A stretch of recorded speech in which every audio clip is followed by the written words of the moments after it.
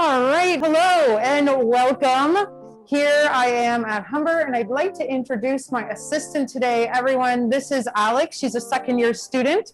She is here to help us with today's demo. So let me start with a little self-introduction. My name is Chef Devon, but my students just call me Chef D. And today we are going to be making biscuits and bread. So more specifically, we're going to be making banana bread, and we're going to be making a dark chocolate cherry cream biscuit. So we got a lot of yummy things here today that we're going to work on. So I think without further ado, let's get started. So today we are making banana bread. Now, what's really important, can you grab the green bananas?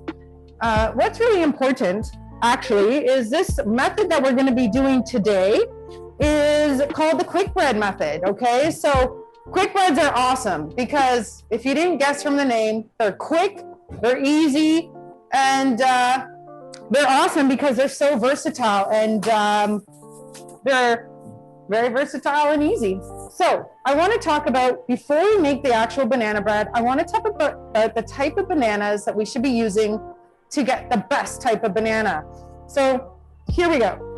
We got our green bananas, and then we got our nice like yellowy brown bananas. So what we have is, to get the best, sweetest banana flavor, what we really want here is we want to use these yellow bananas. This is the key ingredient to getting really nice, sweet banana flavor in your banana bread, okay? So these, they're done, they're out of there. We don't need them, all right?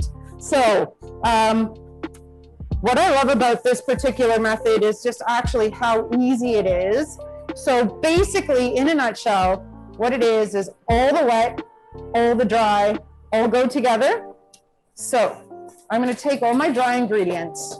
What I'm gonna do, I'm gonna start with smashing my bananas. So I'm gonna just so this recipe is 300 grams of bananas. Okay, these are small, so we're going to use 4 bananas, but if you get big ones, you might use only 3.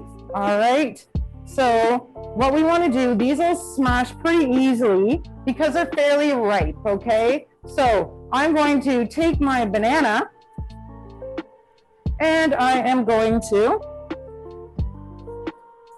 smash it with the sugar. So why am I going to smash it with the sugar? It's just going to help me puree it a little bit. And all I'm actually going to do is I'm just going to use a whisk. So just going to kind of use my whisk. So no special equipment for this is required. And I'm just going to kind of smash it all up and until it kind of softens up, okay? So this is why we're using the sugar, kind of helping us puree it, okay?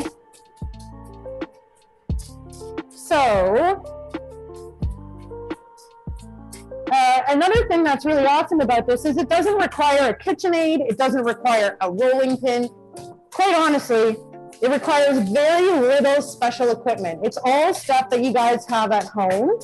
And it's really cost effective as well because we're using oil and not butter. So it really is a very easy recipe, can really wow your friends, and you can really modify it as well. I mean, if you like chocolate, add some chocolate chips in here.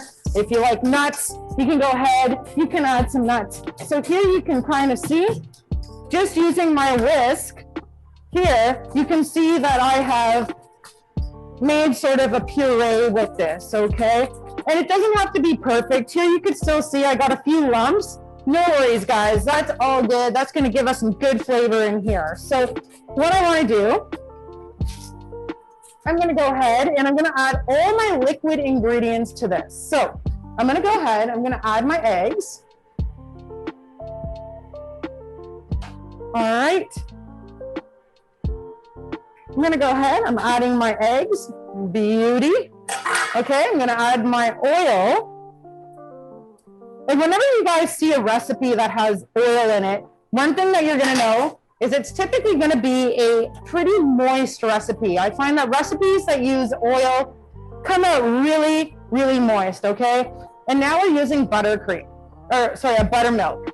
If you don't have buttermilk at home, it's really easy to substitute and make your own. What you want to do, you want to grab milk, any fat level is okay, okay? And depending on how much, you're going to add a little bit of vinegar. So 1 cup is about one teaspoon, and you let it sit for about 5 minutes, and boom, there is your substitute buttermilk. So all you got to do is add vinegar. All you want to do is add vinegar to regular milk if you don't have buttermilk. So it's an easy substitution if you don't have it, all right? Now, what makes buttermilk so good in this recipe? 1, it adds flavor. 2, it's going to contribute to moistness, and also it's got an acid, and that acid is going to interact with our chemical leavener. So technically, a quick bread is any bread that's leavened with a chemical leavening agent. A chemical leavening agent would be that baking soda or baking powder. Okay, those are your probably most common, those are your most common chemical leaveners, okay? So now what I'm gonna do is I'm gonna sift all my dry ingredients together. All right, so I got some all-purpose flour. I got my salt. And I got my, very important, can't miss out on this, I got my baking soda. Okay, so I'm just gonna sift it in my sifter. This is a huge sifter. I sift it on the paper just because it just makes it a little bit easier.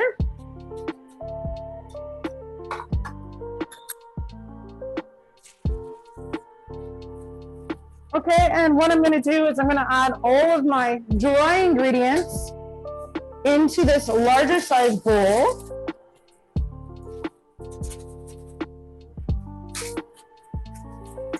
Get this out of the way. I'm going to make a well into the middle of this. So just using my hand, no special equipment, just going to make a kind of a well here. All right, and I'm going to pour my wet ingredients into the center of that well.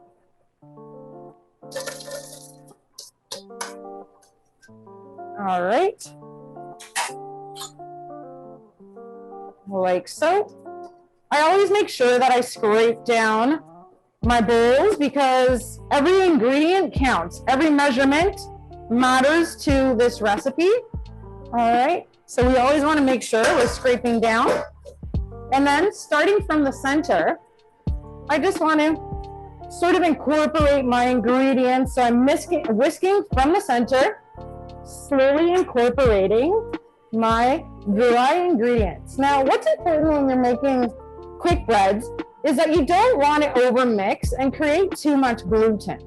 Okay, so gluten, that thing we hear about people that have gluten intolerance, but gluten actually comes from wheat flour, and there's no gluten in flour if it's dry, but once you add liquid, you start developing that gluten. So once it's all mixed like so, I'm going to stop mixing because I don't want to create too much gluten. That's going to make a tough banana bread, all right? So our mix is already done. So it's actually just that easy. Now what I'm going to do is I'm going to take my can you grab the nonstick spray?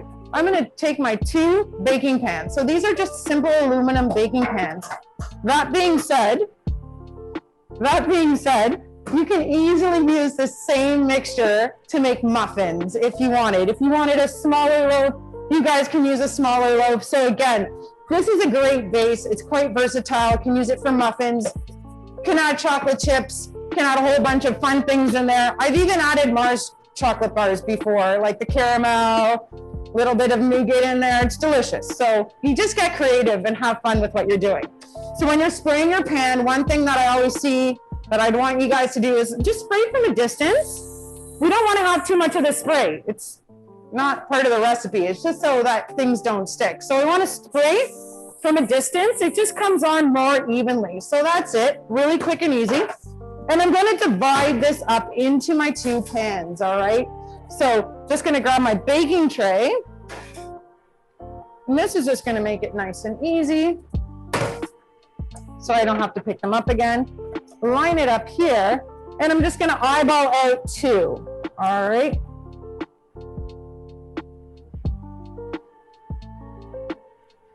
So I know I'm gonna get this in the oven. Before we go on to the next recipe, I just want to talk a little bit about careers and what you guys might want to do after you're out of school, what your career choice is, because I find myself here in front of the camera, in front of you guys, and truthfully, I'm living my life. I'm living my best life doing what I do. All right, so that goes in there.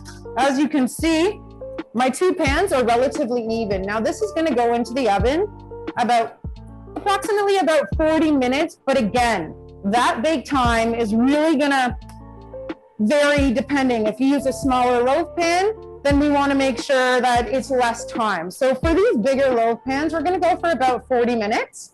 Okay, so let's get this in the oven. All right, perfect. All right, guys, so I remember when I was still in high school and I was thinking about what I wanted to do. Academically, I was okay. It wasn't my strongest point, but most of my confidence and my strength really came when I worked with my hands. So any of that arts and crafts, anything like my home ec class was like a breeze. And my end goal, like I really wanted to travel. So I really thought, hey, what can I do that's going to give me like a fulfilling career? And because I really wanted to travel, I thought something that would be interesting and I always really loved cooking, but I liked eating sweets. Like I was all about eating dessert. So I thought to myself, you know what, I'm just going to become a pastry chef because food is universal and you can go anywhere with it. So 20 plus years later, 49 countries later, here I am. I'm a chef at Humber. And I've been at Humber for 6 years, and I can't tell you like how amazing of a school this is. Humber, actually 85% of students that go to Humber get a job. So, guys, I don't know what you guys are into, but my confidence and my strength come from my hands, and cooking really was something that I was able to really kind of get. It made sense to me. So give me a second and let's get into our biscuit recipe. And actually, Alex, tell me, Alex is a second year bake student. She's going into her last semester. How do you feel about being at Humber as a bake student?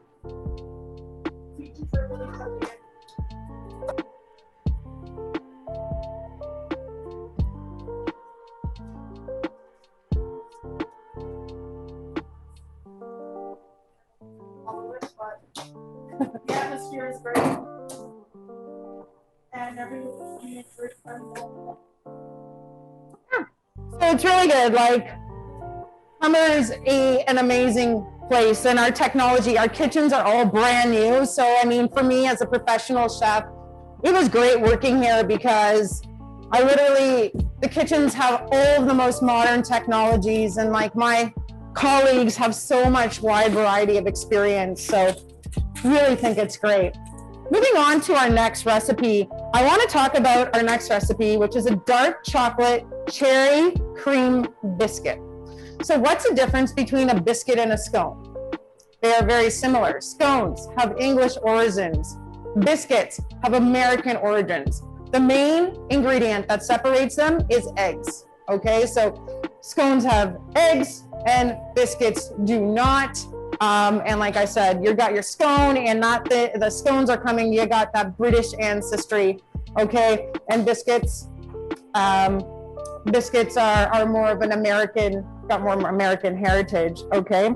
So this is the biscuit method. What we want to do here, biscuit method is slightly different, but another thing that I really like about this is the versatility of the recipe. So I like it because today we're adding dark chocolate and cherries. However, if you like nuts, go ahead and add some nuts. Maybe add some little caramel chips, like a nut caramel sort of thing. That would be pretty awesome, right? You can go ahead and you can add cheese to your biscuits. And then if you add spices, right? So we could do something like a chili cheese biscuit if you weren't into the chocolate and cherry. A lot of options, okay? So what I want to do is I want to sift all my dry ingredients. So I have my all-purpose flour, okay? I have my sugar, and I have my chemical leavener, and now I'm using baking powder. So baking powder and baking soda are actually not interchangeable, okay? I'm gonna go ahead, I'm gonna add my salt into the mix. All right, and I'm gonna sift this like so.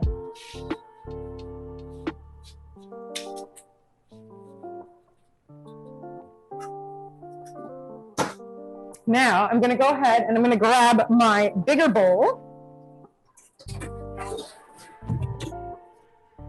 Just gonna grab my bigger bowl. And I'm going to go ahead, I'm gonna add all of my dry ingredients into my dry big bowl.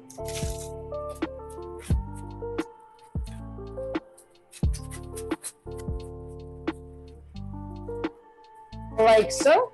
Okay, and then I'm gonna grab another bowl and I'm going to add my liquid ingredients. So one bowl I got, keeping in mind my butter is still kept separate. So in here, I'm gonna go ahead and I'm gonna add my eggs. Now, something you see about this recipe is this recipe calls for 225 grams of eggs. So let me teach you something. So it's easy to guesstimate when you see grams instead of numbers of eggs. One egg equals 50 grams. So this recipe is approximately 5 eggs. So how do I get to 225 grams?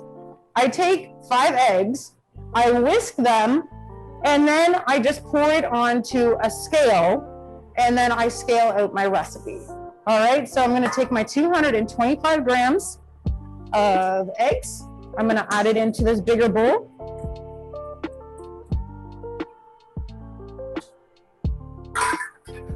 I'm gonna take my cream, okay? So cream has got the numbers on dairy products. So when you see 1%, 0%, 3.25%, or in the case of heavy cream or whipping cream is actually the same thing.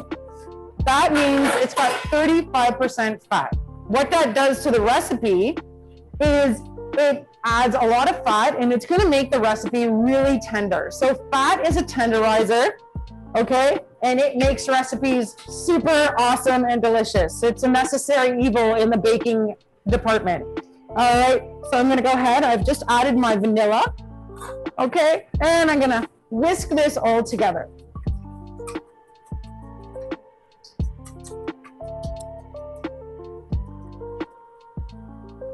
Like so. Next, what I'm gonna do is I'm gonna take my cold butter. So I got 40 grams of butter here and I have my sifted dry ingredients. I'm gonna break my cold butter. So cold works best in this case. All right, and what I'm gonna do is I'm going to rub it into my flour. And essentially what that's doing is it's gonna coat my flour with a little bit of fat, and that's gonna create those flaky layers that you get in biscuits and scones, okay? So the part of the demo that you're not gonna be able to see is that my hands are going right down to the bottom, and I'm gonna use my fingertips. So just like that. Okay, so I'm grabbing my flour from the bottom and I'm just rubbing my fat into the flour, okay? And this is, like I said, this is gonna coat my flour with a layer of, a very little layer of fat, and that's going to help get that flaky layer. This similar method, the rub method here, is used in other flaky pastries. Things like pie dough would use a very similar method. There's a heck of a lot more fat. When we say fat, that's kind of a generic word for things like butter or shortening or oil. All right, so just working that in.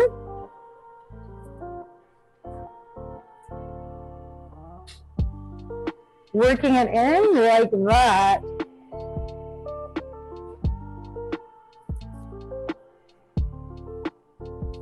All right. So how do I know when it's done? I'm not seeing any big chunks of fat, okay? When I squeeze my flour, okay? When I squeeze my flour, it should hold just a little bit, okay? So just like that. Okay, and the same idea applies here. So now I'm gonna go ahead, I'm gonna add my chocolate chips. Okay, so again, today we're using dark chocolate, but white chocolate works wonderfully with cherries, okay? I'm using dried cherries, but again, if you don't have that, go for it. Go and try to use cranberries you can use. If you wanted to add a little bit of citrus zest, something like orange zest, lemon zest, anything like that, that'd be a really nice addition to this as well, just enhancing that flavor, okay? So, I make a well into the center like so, and I'm gonna take my wet ingredients and I'm gonna pour them into the center.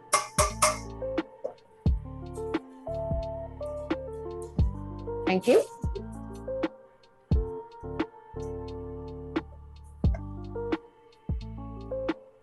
All right, now, I'm gonna use my spatula and I'm gonna work my flour in gently. Now this mixture is gonna look a little bit dry and a little bit shabby, and that's all right. That's actually what we want. So the key to getting that nice flaky texture in biscuits and scones is that we don't want to overmix. Okay, so I'm gonna mix it just like this. Okay, so this is what I see, how it's kind of still got this sort of dry texture. Okay, we still have a little bit of a dry texture, and that's totally what I want. Okay, this tells me I have not overmixed this at all. Okay, so now what I'm gonna do, I'm gonna put this mixture onto my table and I'm gonna knead this. I'm gonna knead it ever so slightly. Really need to drive home that we don't want to overmix it. All right, so I'm gonna take my plastic scraper. You don't need to use one of these. They are a very handy tool in the kitchen, but you don't need to.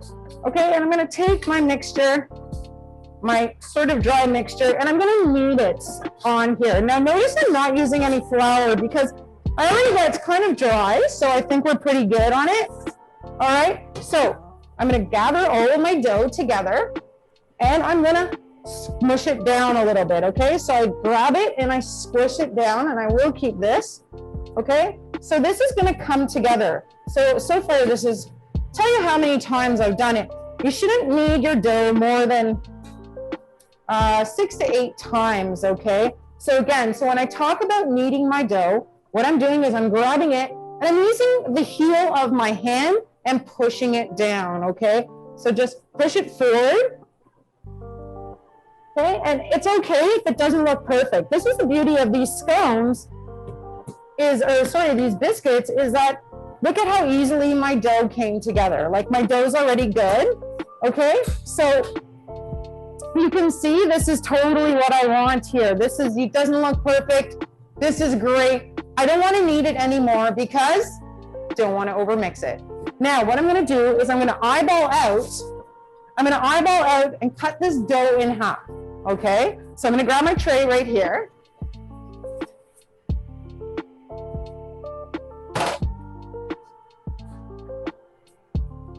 All right, I'm gonna grab my dough and I'm just totally, so you could use a knife, you could use a scraper, this is not a technical thing, and I'm just eyeballing it out, all right? And what I wanna do is I wanna go ahead and I wanna form a disc. Here. Okay, and I just want to form a disc. So I'm squishing it down. No special equipment, guys. Like this is so awesome because it's so easy and it's so quick, okay? So I squish it down and I form a circle, okay? So we're looking for about a 10 or 12 inch disc, okay? This has 40 grams of baking powder. So when we have baking powder or baking soda in a recipe, it's really gonna rise, okay? So when you do this, you don't want it to be too thin. So we're looking for about in between a 10 and 12 inch round circle. So you can kind of see the, I'll hold it up here. You can kind of see the height. It's not too thin, okay? Which is really important. You don't wanna make it too thin. All right, so easy peasy so far. Now what I'm gonna do is I'm gonna grab my knife And I'm gonna portion this into 8. So what I tell my students here at Humber is that it's really easy to portion. You wanna always start in the center. So eyeballing it out, find your center. Okay, I cut, and then I'm gonna cut it in the other half, like so. All right, now I'm gonna take it this way. And I take it this way, and voila! I have 8 even pieces, all right? What I wanna do to get a nice shiny golden color on top. Here's the secret, guys. You can use eggs. Eggs work wonderfully. Okay, eggs work wonderfully. However, cream also works really well. So why I say cream in this case is because we need 450 mils of cream, but you buy a 500 mil container. Instead of using an extra egg, you can simply use some of that extra cream, and we're just gonna brush it on like so.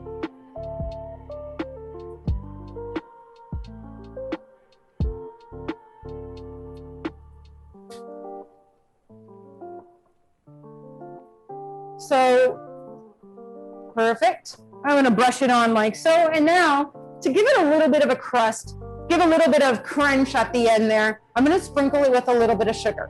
I'm just using plain table sugar. However, if you had coarse sugar, like the kind, you can buy it from Bulk Barn or something, the kind you sort of decorate your Christmas cookies, that would be even nicer because it'd give more of a crunch, okay? So I'm just gonna sprinkle on some sugar, and as much as you might wanna have a lot of the crust, don't go too crazy. Boom, I'm done. All right, and I'm gonna get that guy into the oven. Thank you so much, Alex.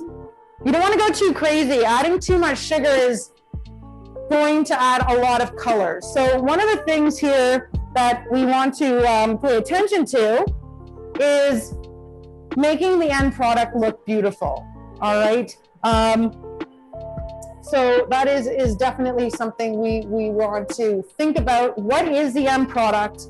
What do we want to get out of it? You know, one of the things here at Humber that I really stress to my students is being creative in the recipe. Here at Humber, we're not just, we give you the skills and we want to lay down that base, but we want to create trendsetters, not trend followers. People that from Humber have an amazing name in the industry because we create trends, you know. Something I certainly drive home to my students and I'm always talking about with them is being creative, thinking outside of the box, being unique, and how to develop recipes, not just follow them. So that's something that we really want to drive home. Let's have a look in the oven and see what we have. Let's take the scones that are here.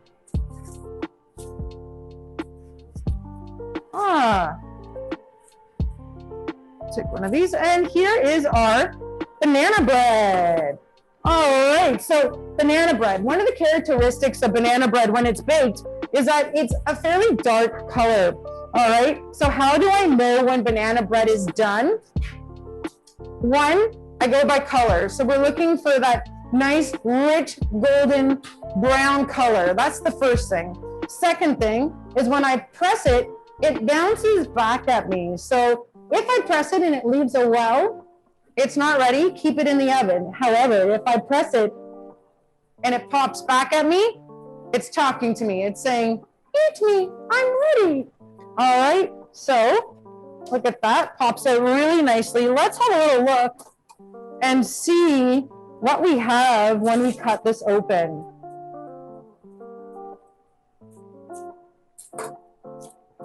So look at that. All right, we got this beautiful, moist banana bread, okay? You can see that nice golden rich color on the inside really talks to me, nice and steaming, okay? And when I look inside, I don't see any big holes. It has not been overmixed, beautifully baked. This is our banana bread, okay? Let's check on those scones and see what we got here, okay, guys?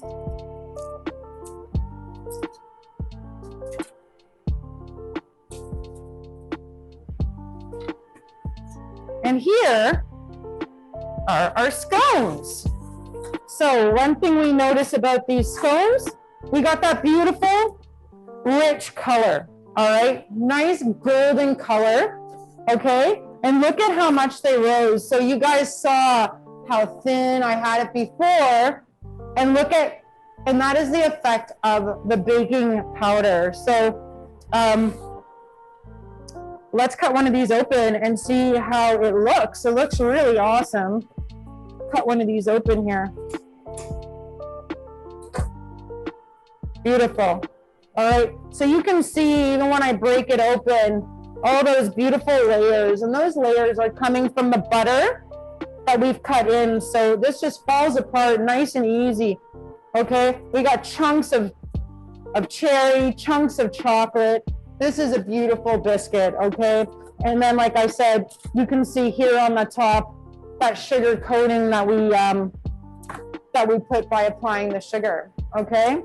So certainly knowing and understanding the ingredients are a key part to successful baking, okay? Following recipes and making sure that they're nice and accurate. Those are key things that are gonna give you really good base for baking. So guys, if you're into baking, I'd love to teach you. I wanna show you and share with you everything I got. I want you guys to be the trendsetters, the next people in the generation that people follow. So hopefully we get to see you at Humber, but if not, make these biscuits, enjoy these biscuits, and let me know how you feel. Thanks, guys.